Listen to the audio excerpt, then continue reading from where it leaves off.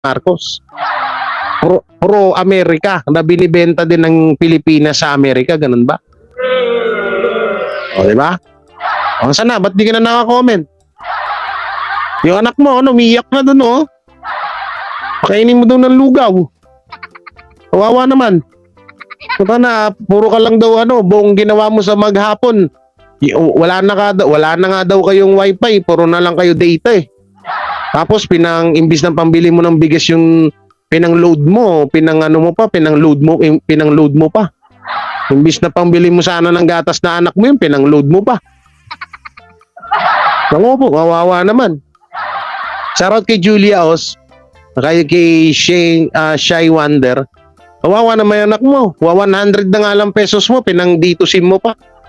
Pinang-smart mo pa. Para lang makapangbatikos ka sa Duterte. Aba, aban ako.